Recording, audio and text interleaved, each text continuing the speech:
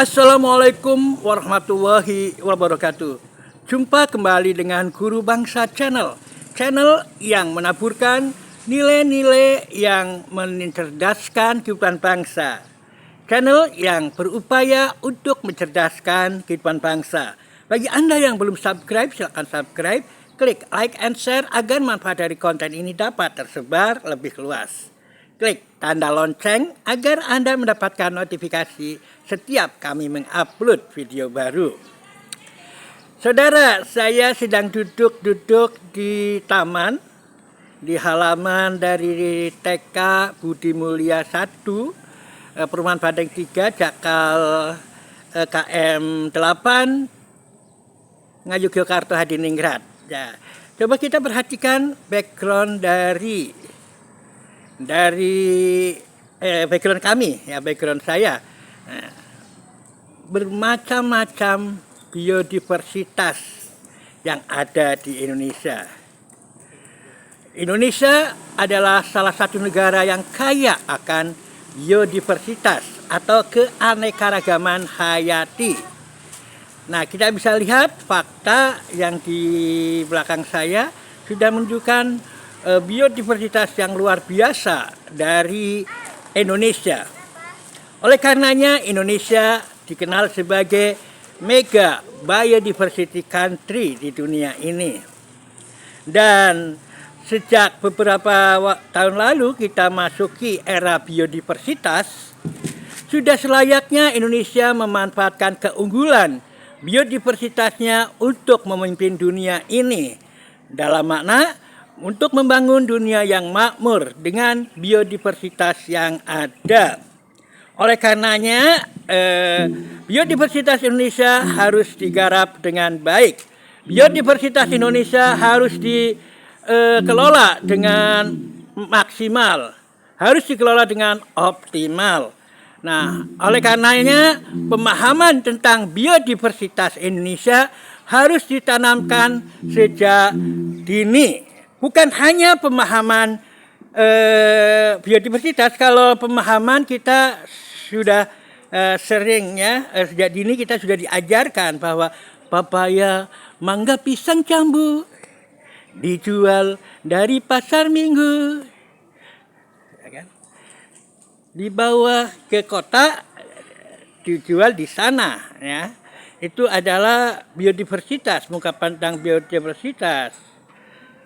Atau mungkin lihat kebunku penuh dengan bunga, ada yang merah dan ada yang putih. Itu juga biodiversitas, ditanamkan sejak kecil. Namun tentu saja tidak sekedar pengetahuan atau knowledge tentang macam-macam biodiversitas. Indonesia harus mampu memanfaatkan pendidikannya untuk mengelola biodiversitas. How to do, ya. Jadi dalam pilar pendidikan UNESCO, dalam pembelajaran UNESCO ada 4 pilar, yakni how to know, how to do, how to be, and how to live together. Nah, biodiversitas Indonesia sangat potensial untuk pendidikan Indonesia menuju ke how to live together itu dengan jalan memanfaatkan biodiversitas dalam pendidikan, tidak sekedar how to know, ya, tidak sekedar tahu atau sebagai pengetahuan, tapi harus menjadi how to do, harus menjadi how to do. Bagaimana kita how to make, how to cook, ya, tentang jamu, tentang makanan-makanan bergizi, makanan yang sehat dan sebagainya pada peserta didik kita. Jadi tidak sekedar pada terbatas pengetahuan, tapi bagaimana juga mengelolanya. Karena banyak sekali biodiversitas yang bermanfaat untuk kesehatan. Karena kita tidak tahu, maka kita terjebak hutang berkepanjangan. Korea Utara mendidik atau mencegah